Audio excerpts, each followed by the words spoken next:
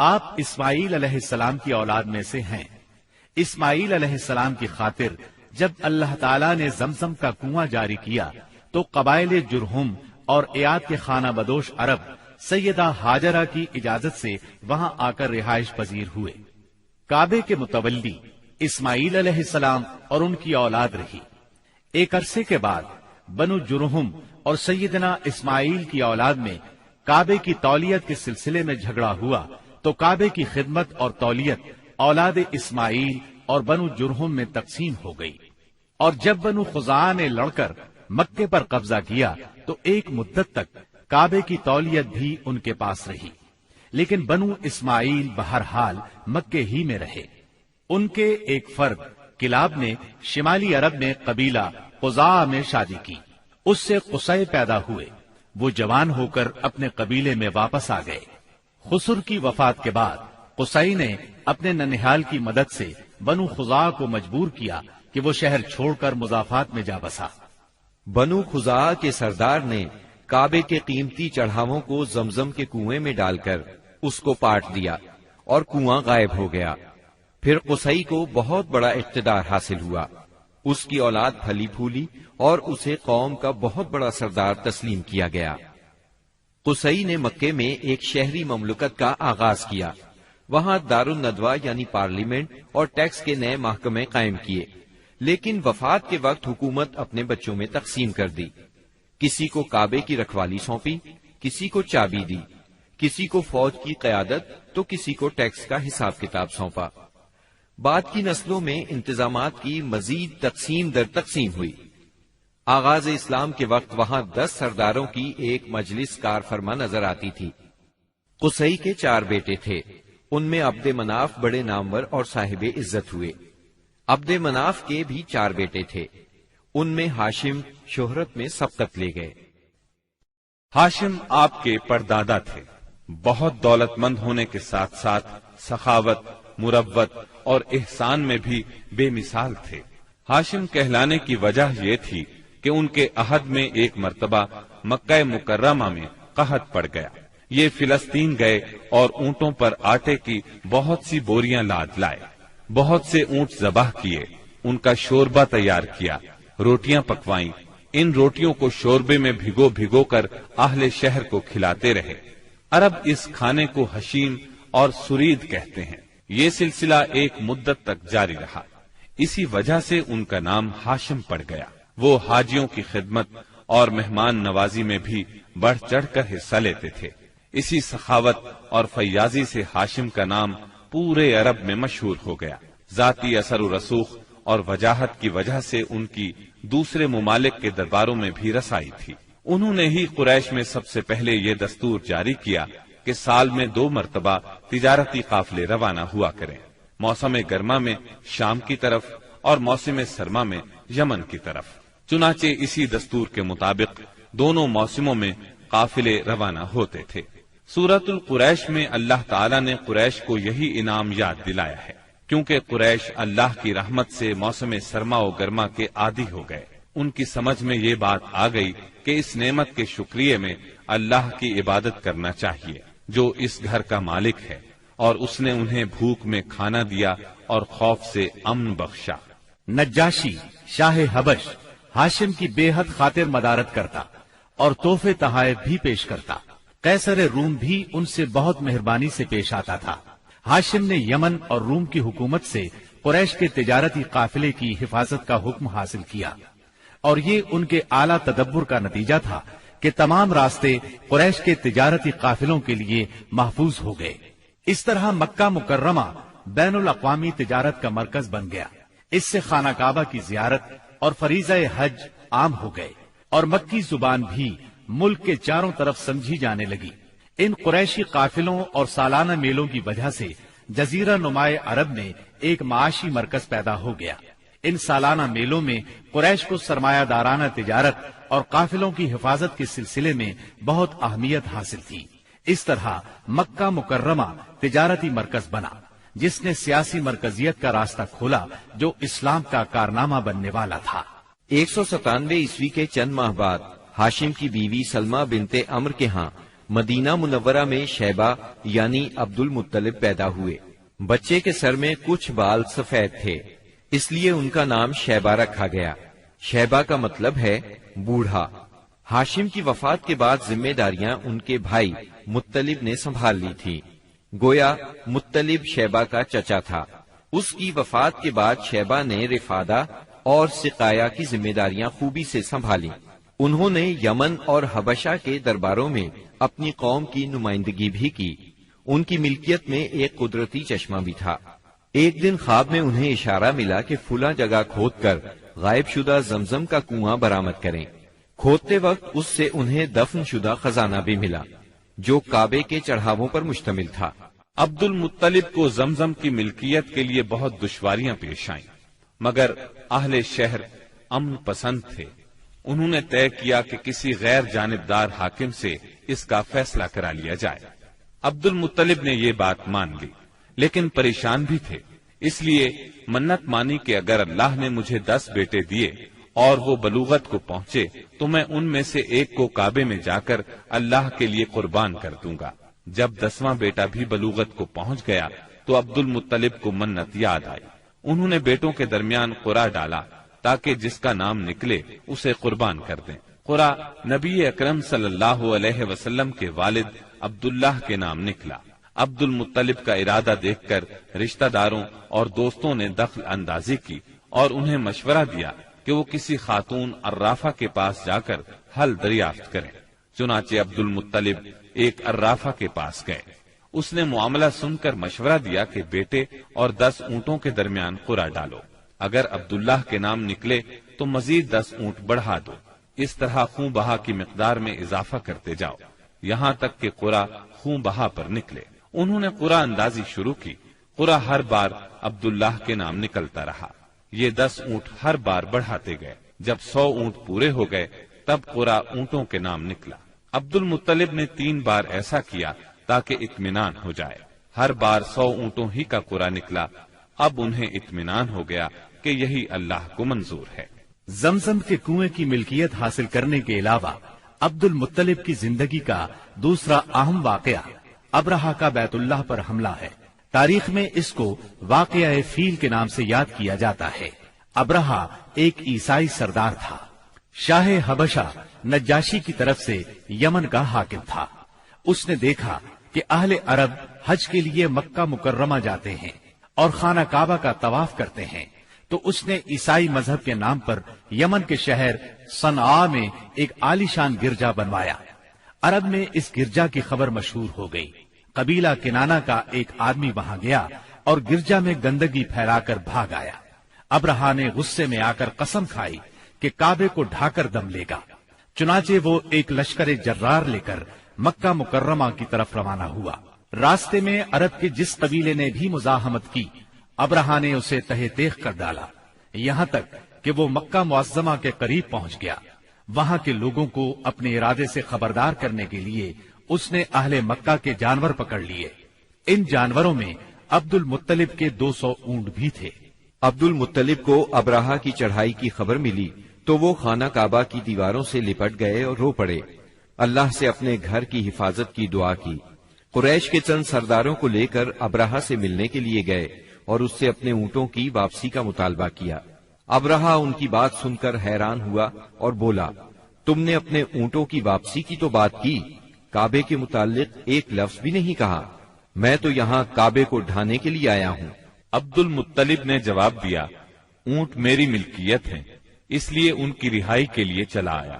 کعبے کا مالک اللہ ہے جو اپنے گھر کو بچانے کی پوری طاقت رکھتا ہے۔ ابرہہ نے ان اونٹوں کی واپسی کا حکم دے دیا۔ یہ اپنے اونٹ لے کر مکہ معظمہ واپس آ گئے۔ 60-70 ہزار کا لشکر تھا اور اس میں 9 یا 13 ہاتھی تھے۔ اس لشکر نے آخر مکے پر چڑھائی کی۔ لشکر مکے کے نزدیک پہنچا تو محمود نامی ہاتھی نے مکے میں داخل ہونے سے انکار کر دیا اور وہیں بیٹھ گیا۔ ایسے میں اچانک باہر قلزم کی طرف سے پرندوں کا ٹڈی دل نظر آیا۔ ان کے پنجوں اور چونچوں میں کنکریاں تھیں۔ جن سپاہیوں پر وہ کنکریاں پڑتی ان کے اعضاء کٹنا شروع ہو جاتے۔ ان کنکریوں کے گرنے سے ابرہہ کی فوج اور ہاتھیوں کا جو حشر ہوا وہ بلا شبہ تاریخ عالم کا ایک نہایت حیرت ناک باب ہے۔ خود ابرہہ مشکل سے گرتا پڑتا صنعاء تک پہنچا اور نہایت دردناک عذاب میں گرفتار ہو کر یمن میں مرا۔ عربوں کے ہاں اس سال کو عام الفیل کہتے ہیں۔ ایک مدت تک یہی تقویمی سال شمار ہوتا رہا۔ قرآن کریم میں یہ واقعہ سورہ فیل میں بیان ہوا۔ کیا تم نے نہیں دیکھا تمہارے پروردگار نے ہاتھی والوں کے ساتھ کیا سلوک کیا؟ کیا اس نے ان کی تدبیر کو اکارت نہیں کر دیا اور ان پر پرندوں کے جھنڈ بھیج دیے جو ان پر پکی ہوئی مٹی کے پتھر پھینک رہے تھے، پھر ان کا یہ حال کر دیا جیسے جانوروں کا کھایا ہوا بھوسا۔ واقعہ فیل کے 50-55 دن بعد عبد المطلب کعبے کا طواف کر رہے تھے کہ انہیں پوتے کی ولادت کی خوشخبری ملی۔ 75 سالہ دادا بہت خوش ہوئے۔ نبی کریم صلی اللہ علیہ وسلم ان کے پیارے فرزند جناب عبداللہ کی یادگار تھے، جن کی زندگی 100 اونٹوں کی قربانی دے کر بچائی گئی تھی، لیکن پھر اچانک وہ فوت ہو گئے۔ ان کی وفات سے بوڑھے باپ کو جو صدمہ پہنچا تھا، پوتے کی ولادت سے ایک حد تک وہ کم ہو گیا۔ عبداللہ کی والدہ یعنی نبی صلی اللہ علیہ وسلم کی دادی کا نام فاطمہ بنت عمرو تھا۔ عبداللہ کے 2 سگے بھائی زبیر اور ابو طالب تھے۔ بی بی آمنہ سے نکاح کے بعد عبداللہ نے رواج کے مطابق 3 دن تک سسرال میں قیام کیا۔ اس کے بعد تجارت کی غرض سے شام چلے گئے۔ واپسی پر یثرب یعنی مدینہ منورہ میں ٹھہرے تاکہ اپنے والد کے حکم کے مطابق کھجوروں کا سودا کریں۔ مدینہ منورہ ہی میں قیام کے دوران وہ بیمار ہو گئے۔ آپ کی بیماری کی خبر مکہ پہنچی تو عبد المطلب نے فوراً اپنے بڑے بیٹے حارث کو عبداللہ کی خبر گیری کے لیے مدینہ روانہ کیا۔ حارث مدینہ پہنچے تو معلوم ہوا 1 ماہ بیمار رہنے کے بعد عبداللہ انتقال کر گئے ہیں۔ انتقال کے وقت انہوں نے 5 اونٹ، چند بکریاں اور 1 باندی چھوڑی، جس کی کنیت ام ایمن اور نام برکت تھا۔ عبداللہ کا انتقال اپنے پیغمبر بیٹے کی ولادت سے چند ماہ پہلے ہی ہو گیا تھا۔ گویا آپ صلی اللہ علیہ وسلم شکم مادر ہی میں یتیم ہو گئے تھے۔ آپ کی والدہ سیدہ آمنہ طہارت نفس، شرافت، عزت، عفت، عصمت اور پاک بازی میں بے مثال تھی۔ اپنی قوم میں سیدۃ النساء کے لقب سے مشہور تھیں۔ ددھیال اور ننہیال دونوں کے اعتبار سے آپ عرب کے بہترین قبیلے اور بہترین قوم میں سے تھیں۔ ولادت باسعادت کے بعد 3-4 دن تک آپ کی والدہ نے آپ کو دودھ پلایا۔ پھر آپ کے چچا ابو لہب کی آزاد کردہ کنیز سویبہ نے اور پھر حلیمہ سعدیہ نے دودھ پلایا۔ اکثر سیرت نگاروں نے کنیز کا نام سوبیہ ہی لکھا ہے، لیکن دراصل اس کا نام سویبہ تھا۔ جس طرح صحیح بخاری اور سیرت نگاری کے عالمی مقابلے میں اول آنے والی سیرت نبوی پر مستند کتاب الرحیق المختوم میں مذکور ہے۔ دودھ پلانے کی ذمہ داری ماہ ربیع الاول 52 قبل ہجری یعنی اپریل 571 عیسوی میں سونپی گئی۔ اس زمانے میں عرب میں یہ دستور تھا، جو آج کے دور میں بھی باقی ہے، کہ نوزائیدہ بچوں کو دودھ پلانے کے لیے شرفاء ابتدا ہی سے دیہات میں بھیج دیا کرتے تھے، تاکہ دیہات کی صاف ستھری اور کھلی آب و ہوا میں ان کی پرورش ہو سکے، زبان اہل عرب جیسی فصیح ہو جائے اور اہل عرب کی دیگر خصوصیات اوائل عمر ہی سے بچوں میں راسخ ہو جائیں۔ اس دستور کے مطابق سال میں 2 مرتبہ بنی سعد کی عورتیں شیرخوار بچوں کی تلاش میں آیا کرتی تھیں۔ چنانچہ آپ کی پیدائش کے 8 دن بعد انہی عورتوں کے ساتھ حلیمہ سعدیہ بھی تشریف لائیں۔ دوسری عورتوں کو تو مکہ مکرمہ کے کھاتے پیتے گھرانوں کے بچے دودھ پلانے کے لیے مل گئے، لیکن حلیمہ سعدیہ خالی ہاتھ رہ گئیں۔ نبی کریم صلی اللہ علیہ وسلم چونکہ یتیم تھے، اس لیے انعام و اکرام کی امید کم تھی، اس لیے کسی عورت نے ان کے گھر کی طرف توجہ نہ کی۔ آخر جب روانگی کا وقت آیا تو حلیمہ کو خالی ہاتھ جانا بہت ناگوار گزرا، اور اللہ تعالی کی طرف سے ان کا دل اس یتیم بچے کی طرف کھنچنے لگا۔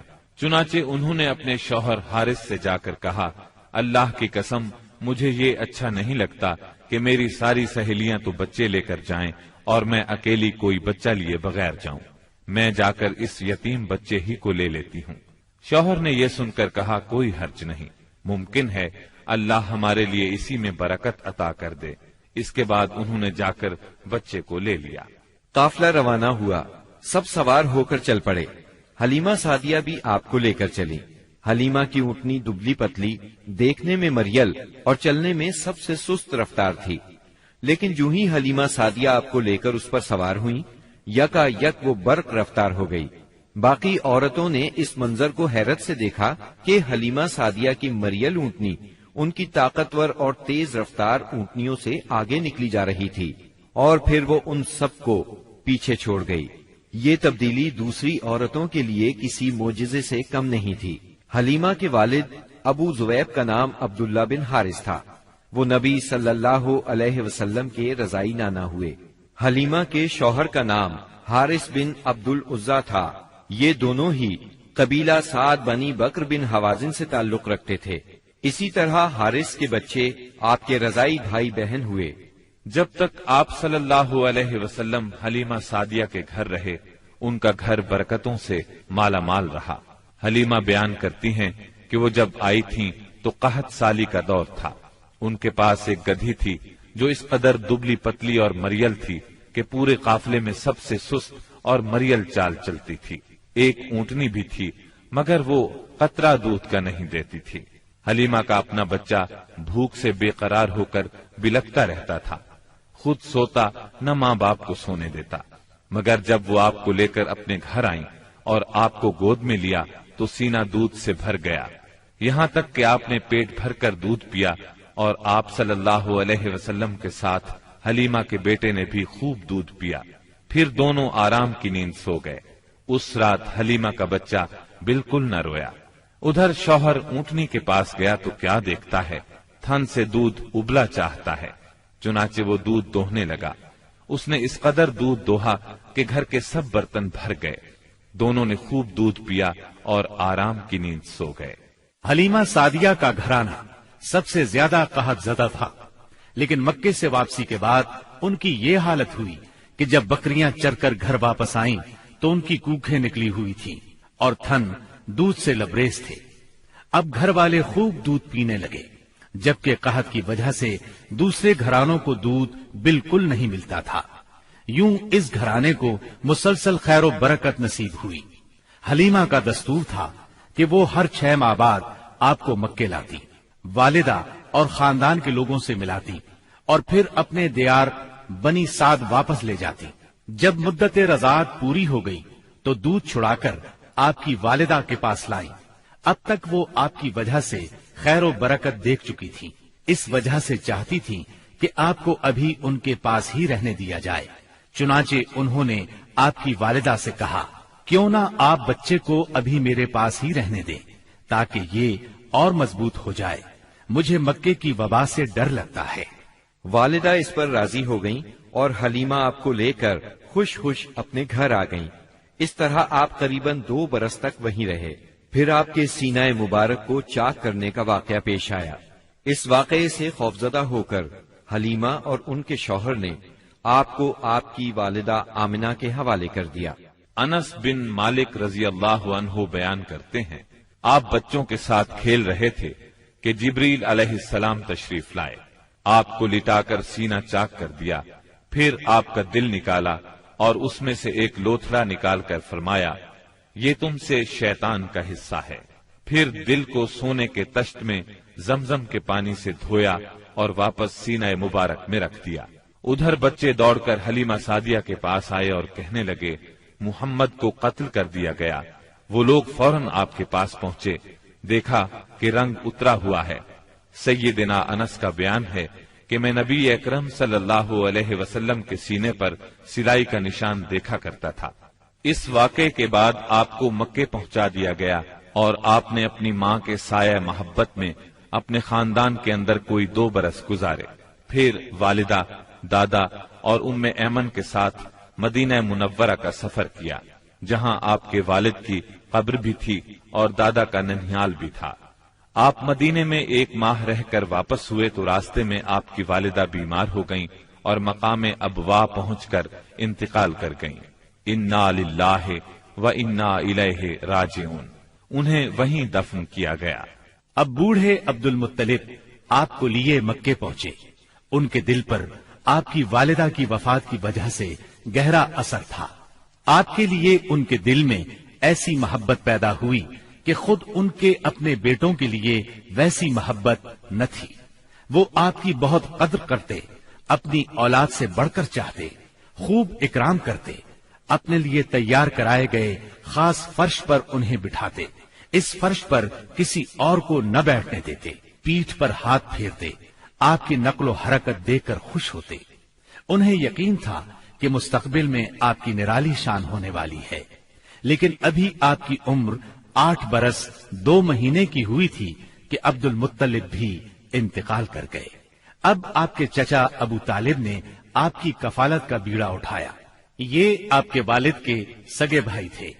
انہوں نے بھی آپ سے خاص رحمت اور شفقت برتی۔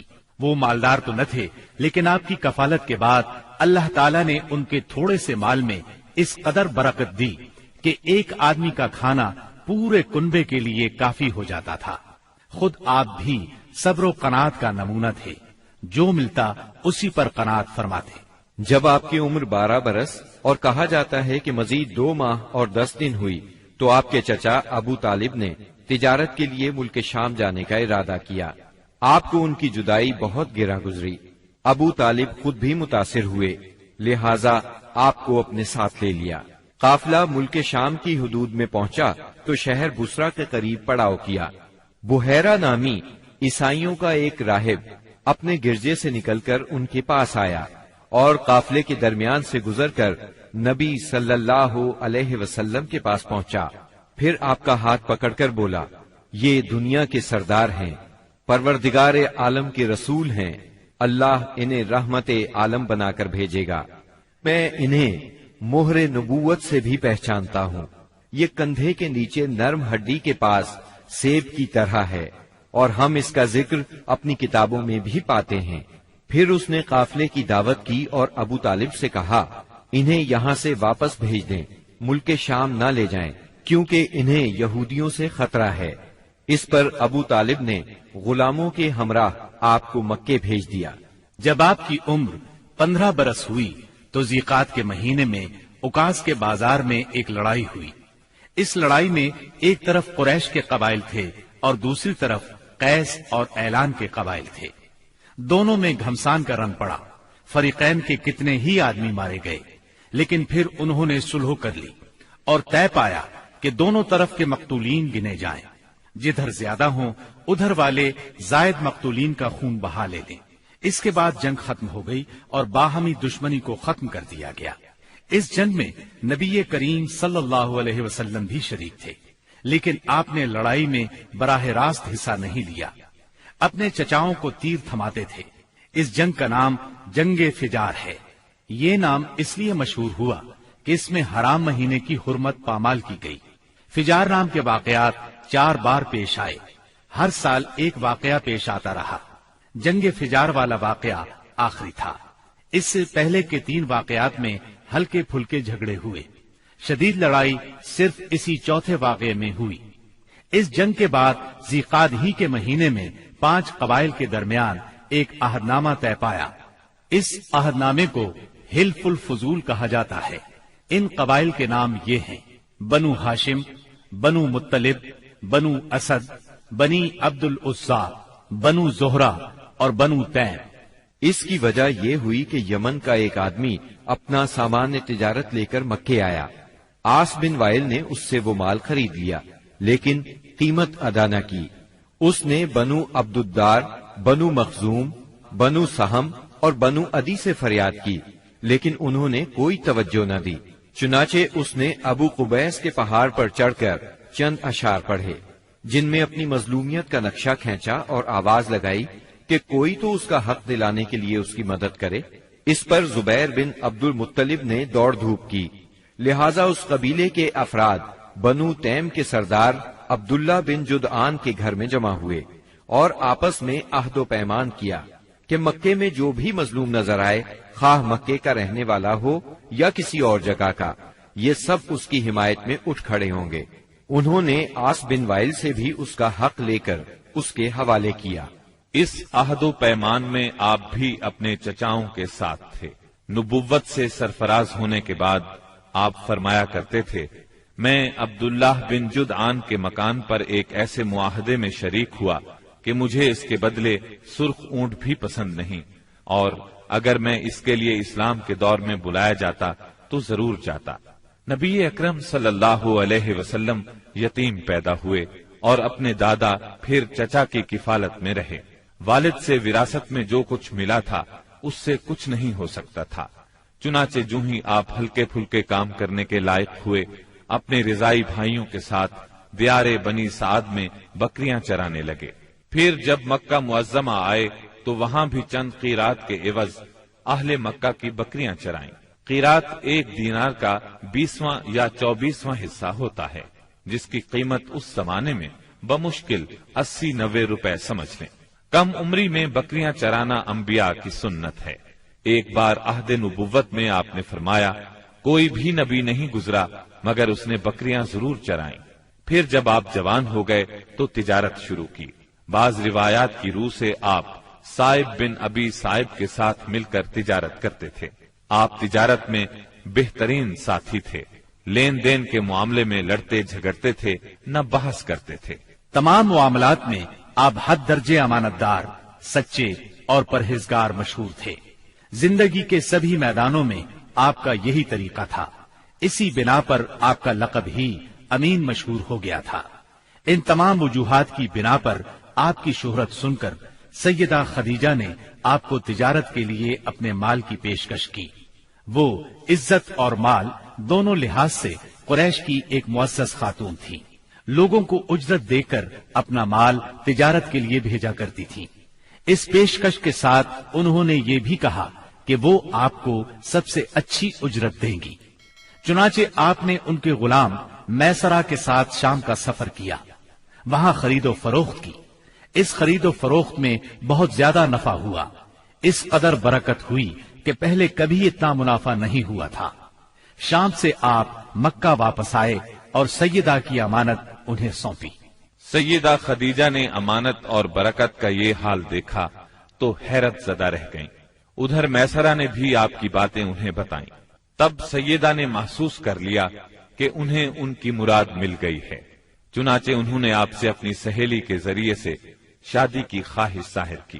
انہوں نے سیدہ خدیجہ کے چچا عمرو بن اسد کو پیغام بھیجا۔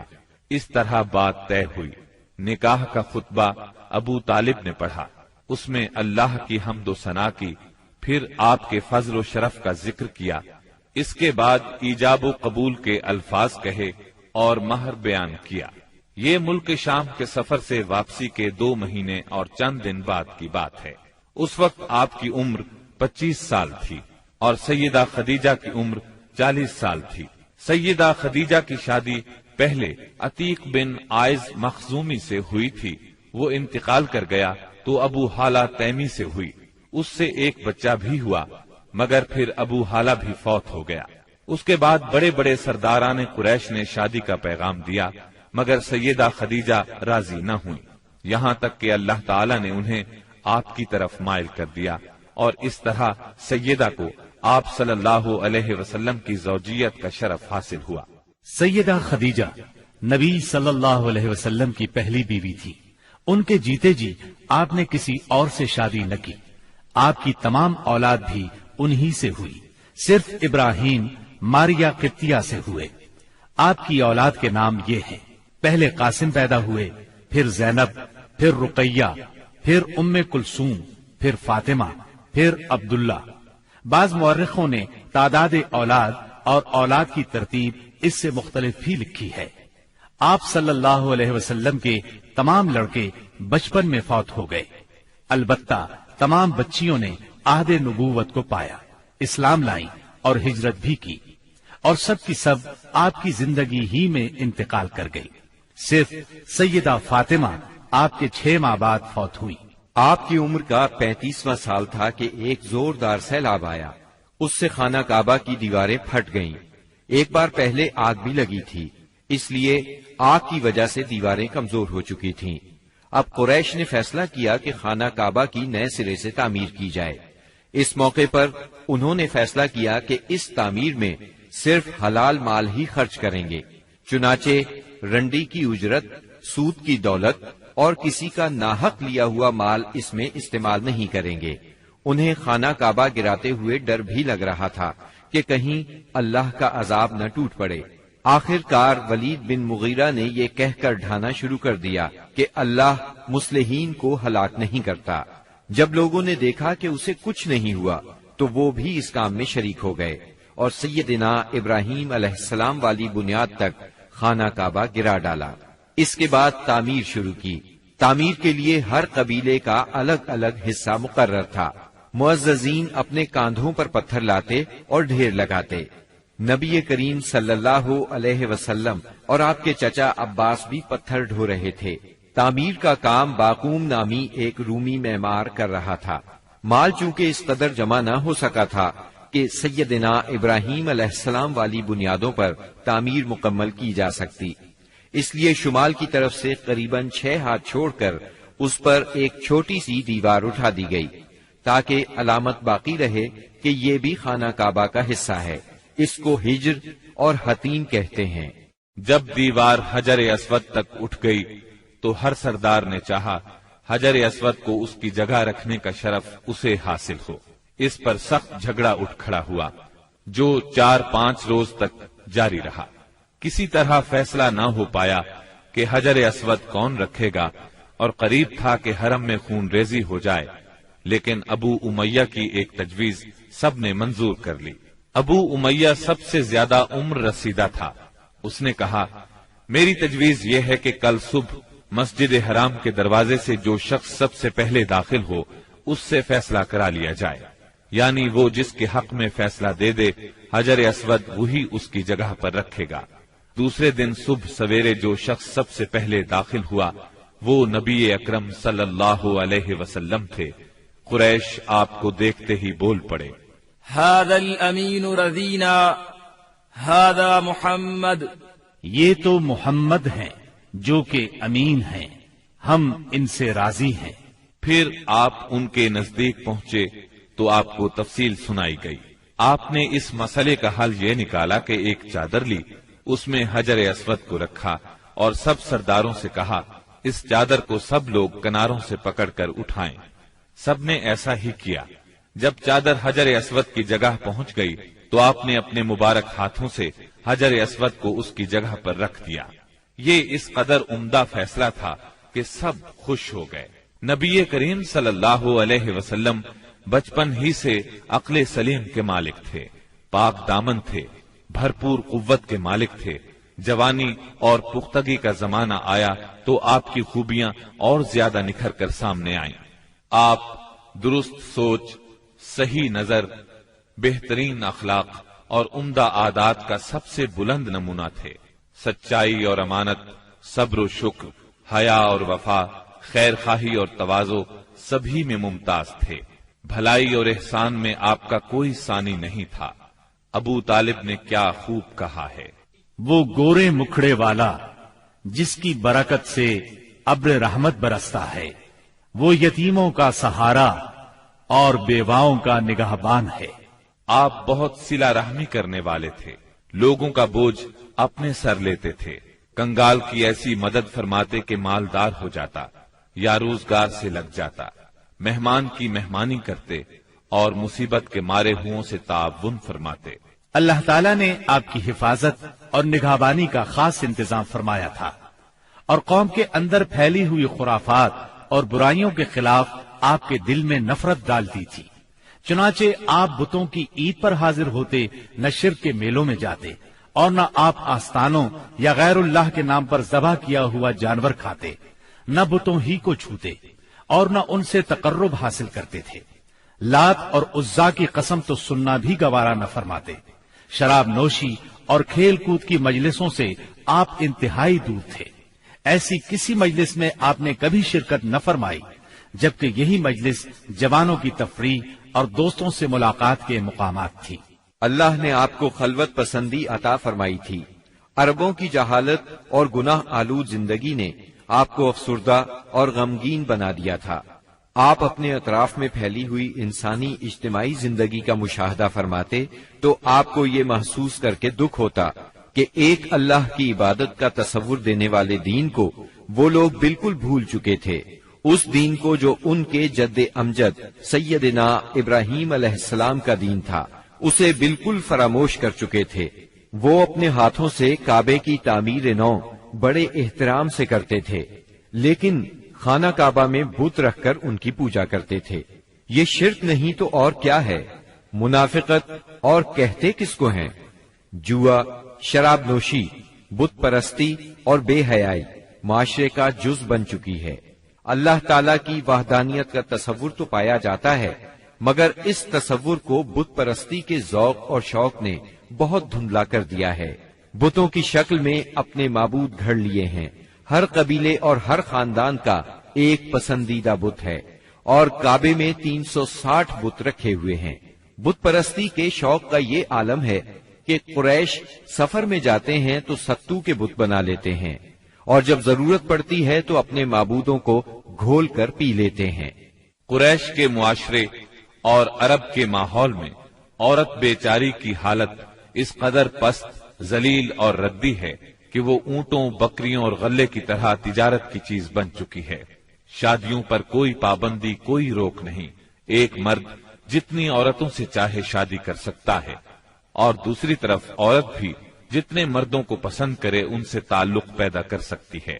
چوری چھپے آشنائی سے لے کر کھلی بے حیائی تک ہر برائی کی جاتی ہے۔ پستی اور گراوٹ کی انتہا ہے کہ منقولہ اور موروثی جائیداد کی طرح باپ کی بیویاں بھی بیٹے کو ورثے میں ملتی ہیں، اور وہ اپنی حقیقی ماں کے سوا اپنی ستیلی ماؤں سے شادی کرنے میں کسی قسم کی آر محسوس نہیں کرتا۔ اس بے حیائی کے ساتھ عربوں میں ایک شدید مجرمانہ قسم کی غیرت بھی پائی جاتی ہے، وہ یہ کہ ہماری لڑکیاں کسی کو بیاہ ہی نہ جائیں، کوئی مرد ہمارا داماد نہ بنے۔ سنگ دلی کی حد تک اس غیر فطری غیرت کے سبب لڑکیاں زندہ دفن کی جاتی ہیں، اور اس انتہا درجے کی بے رحمی پر الٹا فخر کیا جاتا ہے۔ آقا کو غلاموں کی موت اور زندگی پر پورا مالکانہ اختیار حاصل ہے۔ ملک میں کوئی مرکزیت نہیں پائی جاتی، ہر قبیلہ اپنے ایک سردار کے ماتحت خود مختار بنا بیٹھا ہے۔ اس چیز نے قبائل کو شدید قسم کی رقابتوں میں مبتلا کر دیا ہے۔ ذرا ذرا سی بات پر تلواریں نیام سے باہر آ جاتی ہیں، اور بڑی خوفناک جنگیں ہوتی ہیں جن کا سلسلہ کئی پشتوں تک جاری رہتا ہے۔ آنے والی نسلیں اپنے اسلاف اور آباؤ اجداد کے خون کا انتقام لیتی ہیں۔ گھڑ دوڑ میں گھوڑا دوڑانے پر جھگڑا، کھیتوں میں بکریاں چرانے پر لڑائی، اور چشموں سے پانی بھرنے پر خونریزی کرتے ہیں۔ اپنے دشمنوں کو قتل کر کے ان کی کھوپڑیوں میں شراب پیتے ہیں۔ عرب قوم جاہل ہے، لکھنا پڑھنا نہیں جانتی، مگر انہیں اپنی شاعری اور زباندانی پر اتنا گھمنڈ اور غرور ہے کہ ساری دنیا کو اپنی فصاحت اور شاعری کے مقابلے میں گنگا خیال کرتے ہیں۔ توہم پرستی انتہا کو پہنچی ہوئی ہے۔ ذرا ذرا سی بات پر فال نکالتے ہیں، پانسے پھینکتے ہیں۔ ہر طرف کہانت کا زور ہے، کاہنوں سے اپنی تقدیر اور مستقبل کے بارے میں پوچھتے ہیں۔ عرب کے باشندے اس آدمی کو قابل عزت اور شریف سمجھتے ہیں جس کے پاس بہت زیادہ اونٹ، بکریاں اور کھجور کے باغات ہوں، بہت سی دولت ہو، غلام ہو، کنیزیں ہوں۔ نیکی، پرہیزگاری اور شرافت کا تصور ہی ان کے ذہنوں سے نکل چکا ہے۔ یہی وہ دور ہے جس کو دور جہالت کہا جاتا ہے۔ عرب کے معاشرے کی برائیوں نے ان کی فطری صلاحیتوں کو دبا دیا ہے، مثلا شجاعت، حریت، عہد کی پابندی، مہمان نوازی، جفاکشی، فصاحت اور زباندانی، خود اعتمادی اور کسی کی مدد کے بغیر اپنی حفاظت خود کرنے کا جذبہ۔ ان تمام خوبیوں سے عرب آشنا ہیں، لیکن ان کی یہ خصوصیات صحیح رہنمائی نہ ہونے کی وجہ سے غلط راہوں پر پڑ گئی تھی اور ان کا بے جا استعمال ہو رہا تھا۔ ملک میں بعض ایسے قبائل بھی پائے جاتے تھے جو خانہ بدوش تھے۔ جہاں پانی کا چشمہ، سبزہ اور کھجوروں کے جھنڈ نظر آئے وہیں ڈیرے ڈال دیے، اور جب یہاں سے جی اکتا گیا تو اپنا مختصر سا سامان اونٹوں پر لاد کر وہاں سے چل دیے۔ یہ تھے عرب کے افسوسناک حالات، لیکن یہ یہاں تک محدود نہیں تھے۔ اس زمانے میں دنیا کے گوشے گوشے میں ایسی ہی پستی پائی جاتی تھی۔ کہیں آگ کی پوجا ہوتی تھی، کہیں محبت اور نفرت کے دیوتاؤں کے آگے سر جھکائے جاتے تھے۔ غرض اللہ تعالی کے سوا اس کی ساری مخلوق کی عبادت ہو رہی تھی۔ حد یہ ہے کہ سانپ، درخت اور بندر تک معبود بنے ہوئے تھے۔ پتھر، جانور، چاند، سورج اور ستارے، یہاں تک کہ زمین پر رینگنے والے کیڑوں تک کی پرستش نے ساری دنیا کو شرک کا گڑھ بنا دیا تھا۔ ہر طرف جہالت کا اندھیرا اور شرک و کفر کی تاریکیاں چھائی ہوئی تھیں۔ ان سب میں صراط مستقیم گم ہو کر رہ گیا تھا۔ اہل عرب کی حالت زار پر کڑنے کے علاوہ آپ اپنی خلوت و تنہائی میں زندگی اور کائنات کے رازوں پر بھی غور و فکر کیا کرتے تھے اور سوچا کرتے تھے کہ زندگی کیا ہے، کائنات کیا ہے، یہ چاند، سورج، ستارے کیوں کر بنے، کائنات کیوں تخلیق کی گئی، کس نے کی، زندگی کا ظہور کب ہوا، کیسے ہوا۔ یہ وہ دن تھے جب آپ تنہائی میں غور و فکر کی ضرورت کے ساتھ ساتھ عبادت کو بھی لازمی سمجھتے تھے۔ عبادت آپ کی روح کی ضرورت تھی، لہذا آپ رمضان بھر غار ہرا میں قیام فرماتے، آنے جانے والے مسکینوں کو کھانا کھلاتے اور بقیہ اوقات اللہ تعالی کی عبادت میں گزار دیتے۔ غار ہرا مکہ مکرمہ کے مشرق میں خانہ کعبہ سے کوئی 3 میل دور جبل النور کی چوٹی پر واقع ہے۔ خلوت اور گوشہ تنہائی کی تلاش میں آپ غار ہرا پہنچے۔ یہ چونکہ کعبہ کے سامنے تھا اور وہاں کامل تنہائی اور یکسوئی تھی، اسی لیے آپ کو بہت پسند آیا۔ رمضان کا مہینہ اور پیر کا دن تھا۔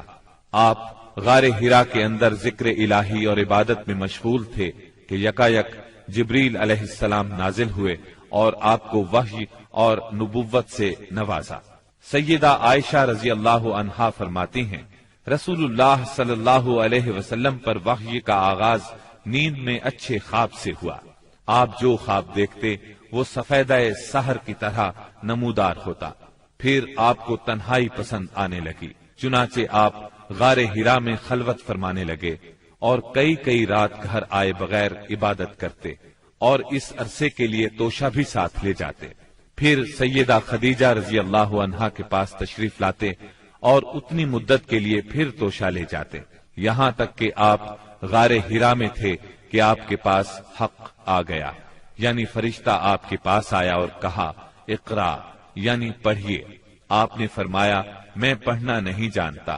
رسول اللہ صلی اللہ علیہ وسلم فرماتے ہیں کہ اس پر اس نے مجھے پکڑ لیا اور اس زور سے دبوچا کہ مجھے چور کر ڈالا اور پھر مجھے چھوڑ کر کہا اقرا، یعنی پڑھیے۔ میں نے پھر کہا میں پڑھنا نہیں جانتا۔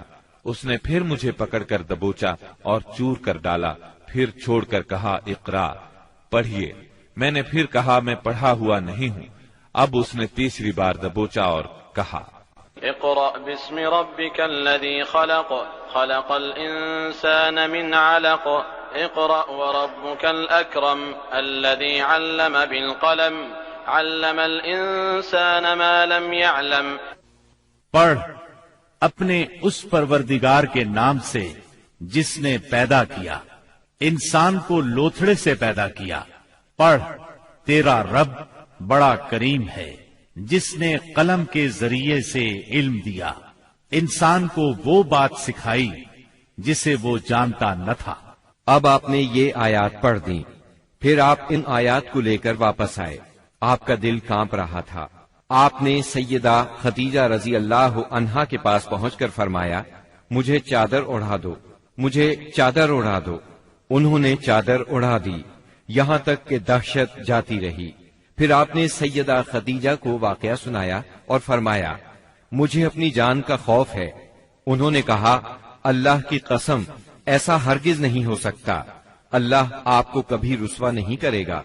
آپ صلہ رحمی کرتے ہیں، بے سہاروں کا بوجھ اٹھاتے ہیں، خالی ہاتھ لوگوں کی مدد کرتے ہیں، مہمان کی مہمانی کرتے ہیں اور حق کے سلسلے میں پیش آنے والے مصائب میں مدد کرتے ہیں۔ اس کے بعد سیدہ خدیجہ آپ کو اپنے چچا زاد بھائی ورقہ بن نوفل کے پاس لے گئیں۔ یہ جاہلیت کے دور میں عیسائی ہو گئے تھے۔ عبرانی لکھنا پڑھنا جانتے تھے اور عبرانی میں انجیل لکھتے تھے۔ اس وقت بوڑھے اور نابینا ہو چکے تھے۔ سیدہ خدیجہ رضی اللہ عنہا نے ان سے کہا، بھائی جان، آپ اپنے بھتیجے کی بات سنیں۔ ورقہ بن نوفل نے کہا، بھتیجے کہو تم کیا کہتے ہو؟ آپ نے جو کچھ دیکھا تھا بیان کر دیا۔ اس پر ورقہ بولے، یہ تو وہی فرشتہ ہے جو موسیٰ علیہ السلام پر نازل ہوا تھا۔ کاش میں اس وقت زندہ ہوتا جب آپ کی قوم آپ کو نکال دے گی۔ آپ نے حیران ہو کر فرمایا، میری قوم مجھے نکال دے گی؟ ورقہ بن نوفل بولے، ہاں، کوئی ایسا آدمی نہیں جو تم جیسا پیغام لایا ہو اور اس سے دشمنی نہ کی گئی ہو، اور اگر میں اس وقت تک زندہ رہا تو تمہاری زبردست مدد کروں گا۔ لیکن اس کے بعد جلد ہی ورقہ بن نوفل فوت ہو گئے اور ادھر وحی کا سلسلہ رک گیا۔ وحی کی بندش سے آپ کو سخت رنج و ملال ہوا، لیکن مصلحت الہی اسی میں تھی، کیونکہ اس طرح خوف جاتا رہا۔ معاملے کی نوعیت سمجھنے کا موقع ملا اور دوبارہ وحی کی مشقت برداشت کرنے پر طبیعت صرف آمادہ ہی نہیں ہوئی بلکہ ایک گونا شوق اور طلب بھی پیدا ہوئی، اور آپ دوبارہ وحی کا انتظار کرنے لگے۔ ادھر آپ گوشہ نشینی کی بقیہ مدت پوری کرنے کے لیے ورقہ کے پاس سے پلٹ کر دوبارہ غار حرا میں تشریف لا چکے تھے۔ جب ماہ رمضان ختم ہو گیا اور آپ کی اعتکاف کی مدت پوری ہو گئی تو عادت کے مطابق پہلی شوال کی صبح حرا سے اتر کر مکہ معظمہ روانہ ہوئے۔ نبی کریم صلی اللہ علیہ وسلم ارشاد فرماتے ہیں، میں پہاڑ سے اتر کر میدان میں پہنچا تو مجھے پکارا گیا۔ میں نے دائیں دیکھا، کچھ دکھائی نہ دیا، بائیں دیکھا تو بھی کچھ دکھائی نہ دیا، سامنے دیکھا تو بھی کچھ دکھائی نہ دیا، پھر پیچھے دیکھا تو وہاں بھی کچھ نظر نہ آیا۔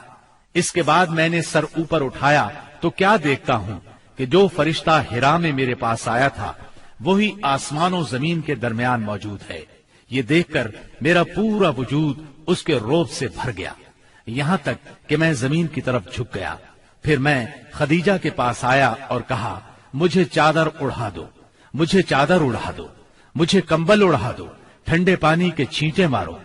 انہوں نے کمبل اڑا دیا، ٹھنڈے پانی کے چھینٹے مارے، پھر یہ آیات نازل ہوئی، یا ایھا المدثر قم فانذر وربک فکبر وثیابک فطہر والرجز فاہجر۔ اے کمبل پوش، اٹھ اور لوگوں کو ان کی بدعملی کے نتائج سے ڈرا، اپنے رب کی بڑائی بیان کر اور اپنے کپڑے پاک رکھ اور گندگی سے الگ تھلگ رہ۔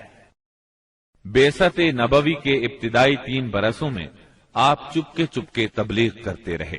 اس دوران میں سیدنا ارقم رضی اللہ عنہ کا گھر اسلامی تحریک کا مرکز بنا۔ یہ گھر کوہ صفا کے دامن میں واقع تھا۔ نمازیں گھروں کے اندر اور پہاڑوں کی گھاٹیوں میں پڑھی جاتی رہیں۔ اس تبلیغ کے ذریعے سے چراغ جلتا رہا۔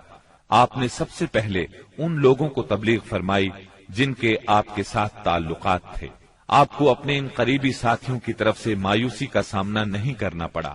عورتوں میں آپ کی زوجہ سیدہ خدیجہ رضی اللہ عنہا، غلاموں میں زید بن حارثہ رضی اللہ عنہ، مردوں میں سیدنا ابو بکر صدیق رضی اللہ عنہ، اور لڑکوں میں سیدنا علی رضی اللہ عنہ نے سب سے پہلے اسلام قبول کیا۔ خفیہ دعوت و تبلیغ کا یہ سلسلہ قریباً 3 سال تک جاری رہا۔ اس عرصے میں جن حضرات نے اسلام قبول کیا ان کے نام یہ ہیں: بلال بن رباح، عثمان بن عفان، زبیر بن عوام، عبد الرحمن بن عوف، طلحہ بن عبید اللہ، سعد بن ابی وقاص، عمرو بن انبسہ، خالد بن سعد بن عاص، عمار بن یاسر، خباب بن ارت، ابو عبیدہ بن جراح، سعید بن زید، جعفر بن ابی طالب، عبداللہ بن مسعود، ابو سلمہ، عثمان بن مظعون، سہیب رومی اور ارقم رضی اللہ عنہم۔ مجموعی طور پر قریباً 40 افراد نے اسلام قبول کیا۔ ان حضرات کو السابقون الاولون کہا گیا۔ اس خاموش تبلیغ کے نتیجے میں 40 افراد نے اسلام قبول کیا۔ اس طرح اسلام کی بنیاد مضبوط ہو گئی۔ تب اللہ کا حکم آیا، اے کمبل لپیٹ کر لیٹنے والے، اٹھو اور خبردار کرو، اپنے رب کی بڑائی کا اعلان کرو۔ یہ سورہ مدثر کی پہلی 2 آیات کا ترجمہ ہے۔ ان میں نبی صلی اللہ علیہ وسلم کو اس عظیم اور جلیل کام کے لیے اٹھنے اور نیند کی چادر پوشی اور بستر کی گرمی سے نکل کر جہاد، کوشش اور مشقت کے میدان میں آنے کے لیے کہا گیا۔ یا ایھا المدثر قم فانذر، اے چادر پوش، اٹھ اور ڈرا۔ گویا کہا جا رہا ہے جسے اپنے لیے جینا ہے وہ تو راحت کی زندگی گزار سکتا ہے، لیکن آپ جو اس زبردست بوجھ کو اٹھا رہے ہیں تو آپ کو نیند سے کیا تعلق، آپ کو راحت سے کیا سروکار، آپ کو گرم بستر سے کیا مطلب، پرسکون زندگی سے کیا نسبت، راحت بخش ساز و سامان سے کیا واسطہ۔ آپ اٹھ جائیے اس عظیم کام کے لیے جو آپ کا منتظر ہے، اس بھاری بوجھ کے لیے جو آپ کے لیے تیار ہے۔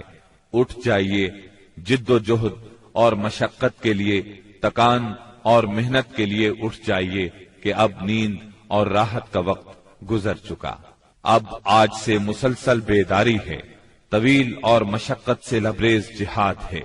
اٹھ جائیے اس کام کے لیے مستعد اور تیار ہو جائیے۔ یہ بڑا عظیم اور پرہیبت حکم ہے۔ اس نے نبی صلی اللہ علیہ وسلم کو پرسکون گھر، گرم آغوش اور نرم بستر سے کھینچ کر تند طوفانوں اور تیز جھکڑوں کے درمیان انتہائی گہرے سمندر میں لا کھڑا کیا، لوگوں کے ضمیر اور زندگی کے حقائق کی کشاکشی کے درمیان پہنچا دیا۔ پھر رسول اللہ صلی اللہ علیہ وسلم اٹھ گئے اور قریباً 20 سال تک اٹھے رہے۔ آپ نے اپنا چین، سکون اور آرام چھوڑ دیا، زندگی اپنے لیے نہ رہی، اہل و عیال کی نہ رہی۔ آپ اٹھے تو پھر اٹھے ہی رہے، کام اللہ کی طرف دعوت دینا تھا۔ آپ نے یہ کمر توڑ بارے گراں اپنے کندھوں پر کسی دباؤ کے بغیر اٹھا لیا۔ یہ بوجھ تھا، اس روئے زمین پر امانت کبریٰ کا بوجھ، ساری انسانیت کا بوجھ، سارے عقیدے کا بوجھ، میدانوں میں جہاد اور دفاع کا بوجھ۔ آپ نے 20 سال سے زیادہ عرصے تک مسلسل اور ہمہ گیر مارکا آرائی میں زندگی بسر کی، اور اس پورے عرصے میں جب سے آپ نے وہ آسمانی ندا، اللہ کی آواز سنی اور یہ بھاری ذمہ داری پائی، آپ کو کوئی ایک حالت کسی دوسری حالت سے غافل نہ کر سکی۔ اللہ آپ کو ہماری طرف سے اور ساری انسانیت کی طرف سے بہترین اجر عطا فرمائے، آمین۔ پھر اللہ تعالی نے آپ کو حکم دیا، اے نبی، جس بات کا آپ کو حکم دیا گیا ہے اس کا صاف صاف اعلان کر دیجئے اور مشرکین سے رخ پھیر لیجئے۔ پھر مزید حکم ہوا، اور سب سے پہلے اپنے قریبی رشتہ داروں کو کفر اور شرک سے ڈرائیے، اور جو ایمان لے آئے اور آپ کی پیروی کرے اس کے ساتھ نرمی اور شفقت کا معاملہ فرمائیے۔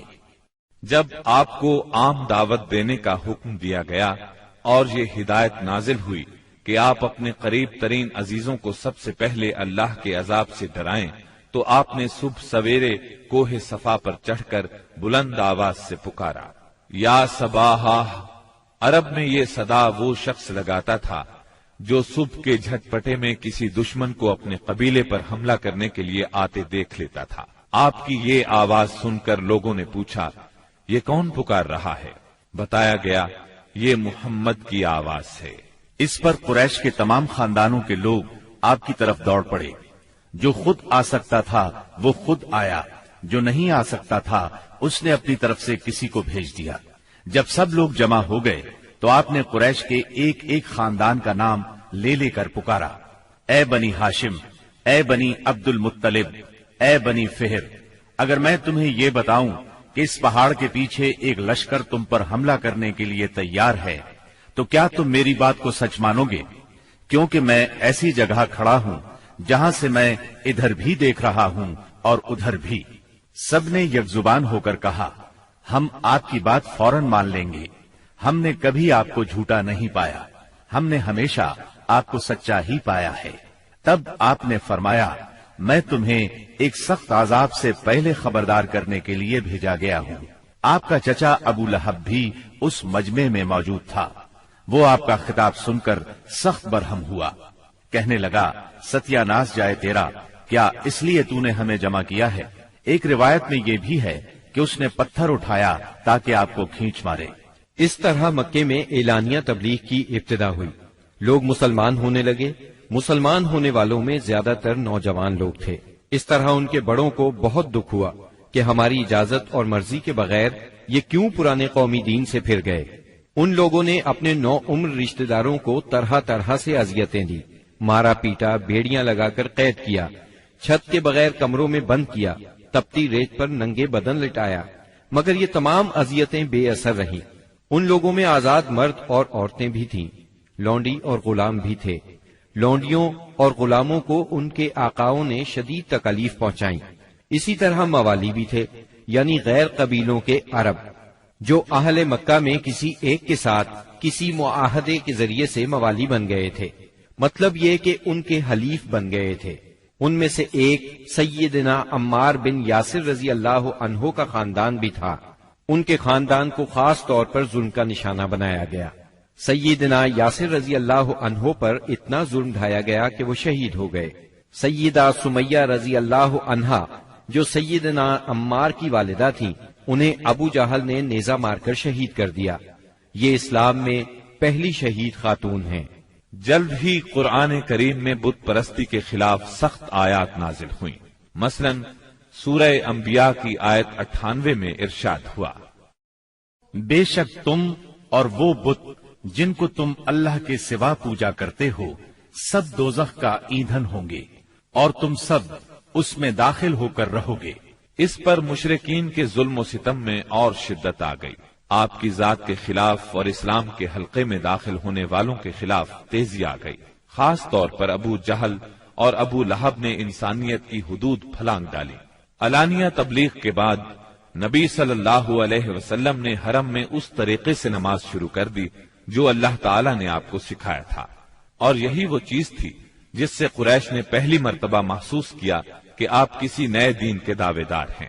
اس پر ابو جہل کی جاہلیت اور بھڑک اٹھی۔ اس نے آپ کو دھمکانا شروع کر دیا۔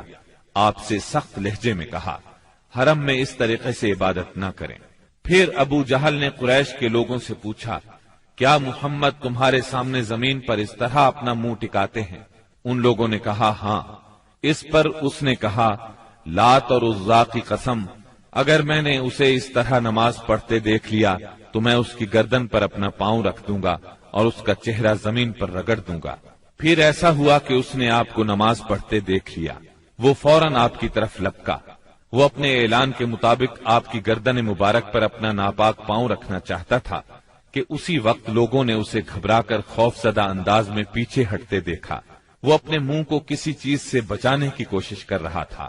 لوگوں نے اس سے پوچھا، تجھے کیا ہوا؟ اس طرح پیچھے کیوں ہٹایا؟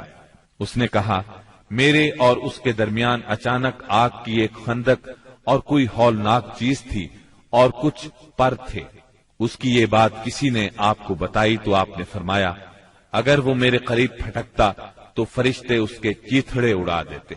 سیدنا ابن عباس رضی اللہ عنہ سے روایت ہے کہ رسول اللہ صلی اللہ علیہ وسلم مقام ابراہیم پر نماز پڑھ رہے تھے۔ ایسے میں ابو جہل کا ادھر سے گزر ہوا۔ اس نے کہا، اے محمد، کیا ہم نے تمہیں اس سے منع نہیں کیا تھا؟ یہ کہہ کر وہ آپ کو دھمکیاں دینے لگا۔ جواب میں آپ نے بھی اسے سختی سے جھڑک دیا۔ اس پر اس نے کہا، اے محمد، تم کس بل پر مجھے ڈراتے ہو؟ اللہ کی قسم، اس وادی میں میرے حمایتی سب سے زیادہ ہیں۔ ایک دن کسی جگہ اونٹ ذبح کیا گیا۔ ابو جہل نے عقبہ بن ابی معیط کو بھیجا کہ جا کر اوجھری اٹھا لائے، اور جب آپ سجدے میں جائیں تو اس کو آپ کی پیٹھ پر رکھتے۔ اس نے ایسا ہی کیا۔ وہ اس قدر وزنی تھی کہ آپ سجدے سے سر نہ اٹھا سکے۔ سیدہ فاطمہ رضی اللہ عنہا اس وقت بچی تھیں۔ انہیں اطلاع ملی تو وہ دوڑی آئیں اور اس غلیظ بوجھ کو آپ کی کمر مبارک سے اتارا۔ سیدنا عمرو بن عاص چشمدید واقعہ بیان کرتے ہیں۔ ایک روز نبی اکرم صلی اللہ علیہ وسلم خانہ کعبہ میں نماز پڑھ رہے تھے۔ عقبہ بن ابی معیط آیا۔ اس نے اپنی چادر کو لپیٹ دے کر آپ کی گردن مبارک میں ڈال دیا اور بل دینے لگا۔ جب اس نے بل پر بل دیے تو آپ کی گردن مبارک بھنچ گئی. آپ اسی طرح اطمینان قلب سے سجدے میں پڑے رہے. اتنے میں سیدنا ابو بکر صدیق رضی اللہ عنہ وہاں پہنچ گئے. انہوں نے دھکے دے کر عقبہ بن ابی معیط کو ہٹایا اور ان سے فرمایا، کیا تم ایک ایسے شخص کو مارتے ہو اور صرف اس جرم میں کہ وہ کہتا ہے میرا پروردگار اللہ ہے اور وہ تمہارے پاس روشن دلائل لے کر آیا ہے. ان کے ایسا کہنے پر چند شریر سیدنا صدیق اکبر رضی اللہ عنہ پر ٹوٹ پڑے اور انہیں خوب زد و کوب کیا. انہی واقعات پر سورہ علق کی آیات 6 تا 19 نازل ہوئی، اور اسی سورت کی پہلی 5 آیات نازل ہونے کے بعد سب سے پہلے اسلام کا اظہار نبی کریم صلی اللہ علیہ وسلم نے نماز ہی سے کیا تھا.